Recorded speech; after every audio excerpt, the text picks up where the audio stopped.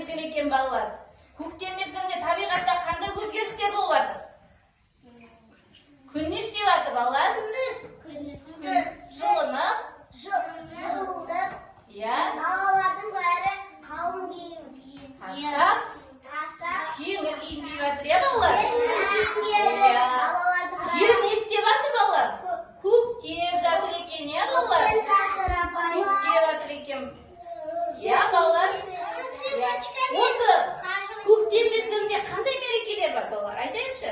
Қандай мереке көп қой осы көктем мезгілінде? Наурыз айында қандай мерекелер болып жатыр? Қандай мерекелер? Аналар мерекесі болып жатыр екен. Иә.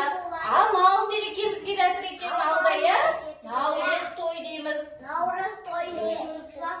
Сосын бауырсақ пісіреді. Иә. Дұрыс айтасыңдар. Наурыз тойында бауырсақ пісіреді екен. Наурыз көше асады екен, иә? Иә, балалар, сендер бәрін біледі екенсіңдер. Балалар, ендеше сендер бүгін мені 8 наурыз аналар мерекесімен мынандай гүл шоқтарымен сыйлық жасадыңдар, иә? Апай шуат қояды.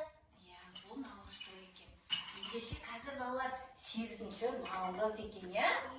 Аналар мерекесіне сендер маған гүл шоқтарын беріп жатырсыңдар, иә? Сіздерге көп рахмет. Ендеше балалар, сендер аналарыңа да сыйлық жасағыларың келе ма? Иә. Не сыйлағыларың келеді аналарыңа?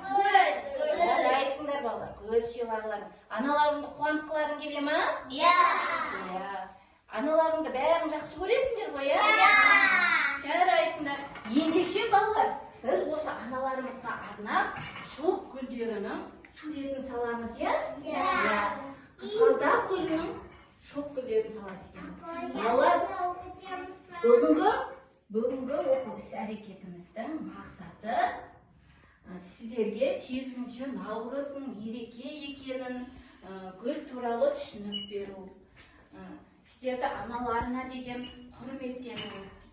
Аналарды құрметтеуге, аналарымызды сыйлауға тәрбиелеу.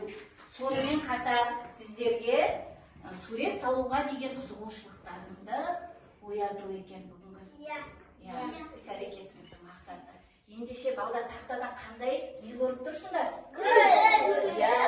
Бұл қайда өсіп жатырған гүл? Далада өсіп жатыр екен, иә? Су құяды сосын. Гүлдерге су құйып дұрыс айтасыз. Көбірек құюға болмайды. Көп құя беруге болмайды екен. Бірақ Гүлдердің сосын апай ау.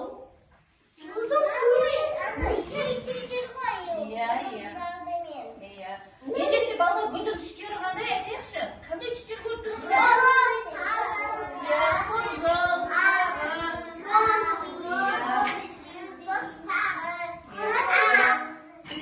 Ендеше мына гүлдердің жапырақтарының түсі қандай болды? Жасыл екен, мінекей. Жарайсыздар, балдар, сендер бәрін біліп отыр екенсіңдер. Гүлдер сонымен қатар тек далада өспейді, біз қайда өсіреміз? Үйде де өсіреді екенбіз, иә? Үй гүлдері және дала гүлдері бұл гүлдер бөлінеді екен. Гүлдерді жылуға бола ма, балдар? Жылуға болмайды гүлдерді.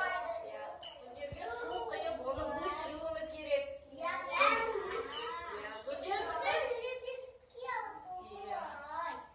Гүлдер біздің бөлме ауласын тазалап тұрады екен, иә? Ендеше балалар, біз осы аналарымызға сыйлық жасау үшін шоқ гүлдерімізді дәстүрден тыс әдіс-тәсілдермен салады екенбіз. Ендеше бәріміз тақтаға мұқият қарап отырайық, иә? Мен сендерге қалай сурет салатынымызды көрсетем, сосын сендер өздерің сол менің көрсеткен әдіс-тәсіліммен өздеріңде саласыңдар, жарай ма? Балалар, ендеше тақтаға қараймыз. Бүгін сурет салудың өзгеше әдіс-тәсілмен саламыз суретімізді. Біз сурет салу үшін бізге қажетті құралдар мынандай түрлі түсті гуаш бояуы, сосын су құйғыш, қылқалам, ылғалды сүлгі. Қылқаламды балалар, қылқаламды суға бірінші малып аламыз. Қылқаламды суға малып аламыз да, қолымызды бүйтіп сулап аламыз. Көрдіңдер ғой, иә? Мына алақанымызды балдар саусақтарымызды бүйтіп жауып тұрамыз біріне. Мінекей. Мен алақанымды ылғалдап алдым. Енді гүлдің түстері қандай болады дедім жаңа? Қызыл болады дедім, иә? Ендеше мен мына түрлі түсті бояудың ішінен қызыл түсті гуашьты қылқаламды батырып аламын да, мына алақаныма жағам. Мінекей. Мұқият қарап отырыңдар, иә? Қазір өздеріңде істейсіңдер осыны. Апай, ұзыны қолы күшті салат. Мінекей балалар, мен алақанымды түгел боядым. Қандай түспен боядым? Қызыл түспен боядым, дұрыс айтасыңдар. Енді қылқаламды қойып қоям алдыма. Сосын мына ақ қағаздың жоғарғы жағына алақанымды бүйтіп бастырам. Мінекей. Көрдіңдер ма? Мінекей, алақанымды бастырды. Менің бояуым азайып қалды. Тағы да жағып алам қолыма. Тағы жағып алам.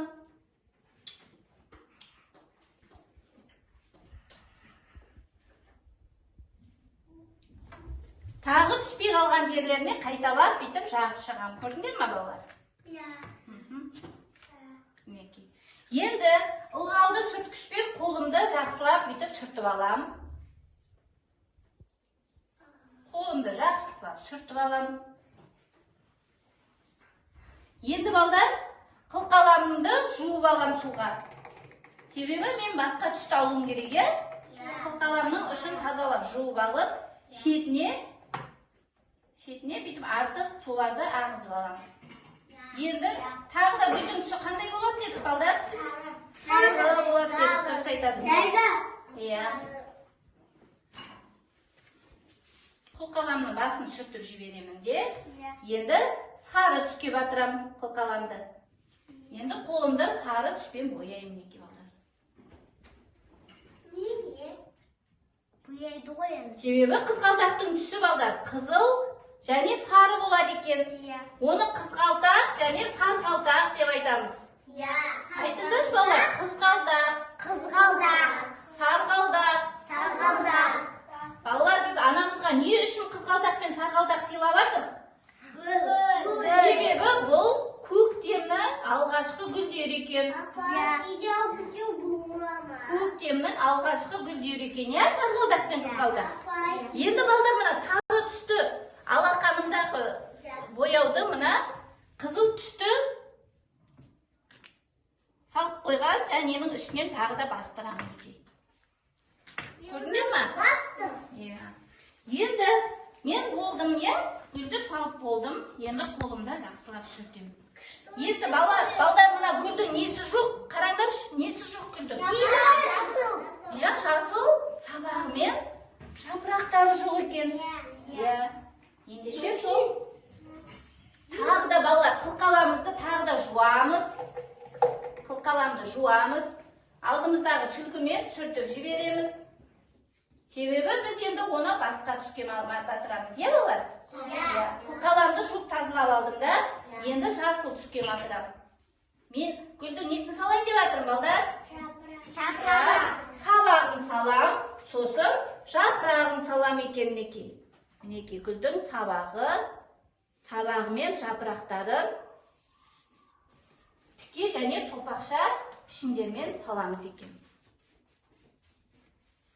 Гүлдің жапырақтары сопақша пішін болып келеді екен, балалар.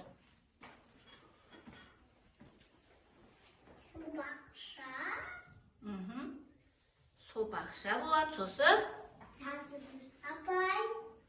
жасыл түсті болып келеді. Рисунокты үйге алып кету бола ма? Үйге аналарың апарасыңдар ғой. Айттық қой, мана аналарымызға салып жатырмыз деп. Апай, соны үйімізге алып кетеміз бе? Үйімізге аналарымызға апарып сыйлық береміз. Сосын аналарымыз қуанып қалады. Аналарымыз қуанып қалады. Балалар, менің гүл шоғым әдемі болды ма? Сіздер түсіндіңдер ма, суретті қалай салу керек екенін? Иә, алақанымызбен саламыз екен, иә?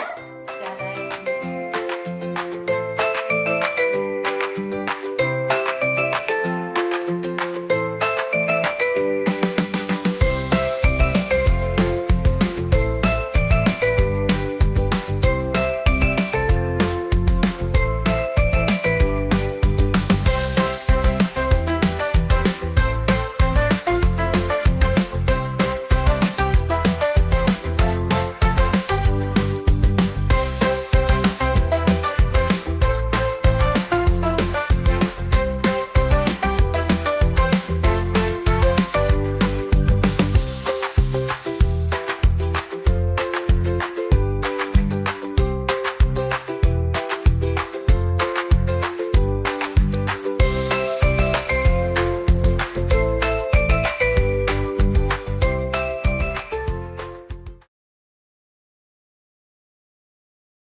Biz sergib alaylik, ya? Ya. Şarşağanda ırgalım. Gülge uxsap demalam. Kanatımdı qağılap. Güldey bolup şayqalam. Жарайсыңдар балалар. Ya sergi демалып алдым, ya? Ендеше балдар, siz analar мерекесіне аналарына тек қана гүл сыйламай, тағы да өзгеше заттар сыйлайды, ya балалар? Ya. Бұл біздің дидактикалық ойынымыз. Дидактикалық ойынымыздың мақсаты сіздердің қол моторикаларыңызды дамыту, қиялдарыңызды дамыту, ой өрістеріңізді кеңейту. Мен сіздерге мынандай гүлдер беріп қоямын, ya? Әртүрлі дөңгелек, үшбұрыш, сопақша пісіңдерден жасалған гүлдер. Сіздер осыны біріктіріңдер, жарай ма? Ya. Гүл күлтешелері бір гүлдің бойына біріктіріңдер. Ал кім? Ya. Сен екеуі аналарыңа күлтеше жасап беріңдер, жарай ма? Аналарың шай құйғанда астына күлтешелерден күлтеше тігіңдер қыздар.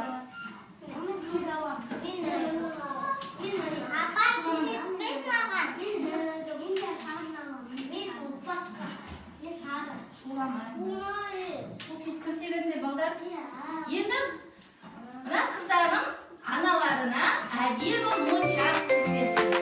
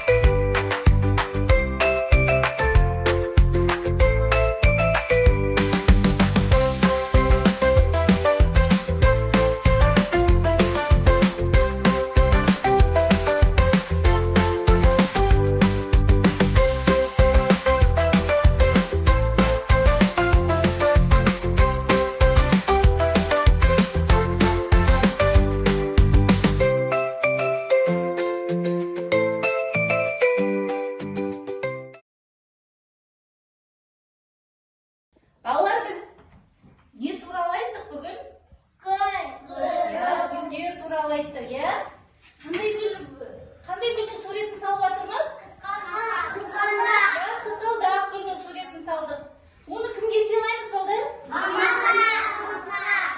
Дұрыс айтасыңдар, аналарымызға сыйлайды екенбіз. Себебі не, балалар? Бүгін аналарымыздың мерекесі екен, ya балалар?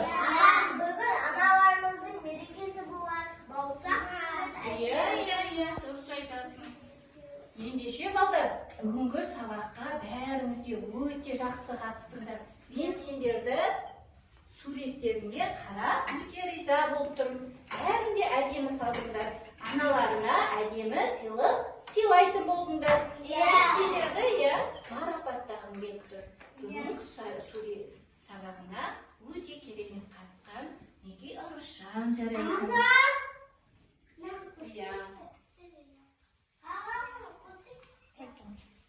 Айтуымыз керемет қатысты. Зейнұр керемет қатысты. Гүлді өте әдемі салды.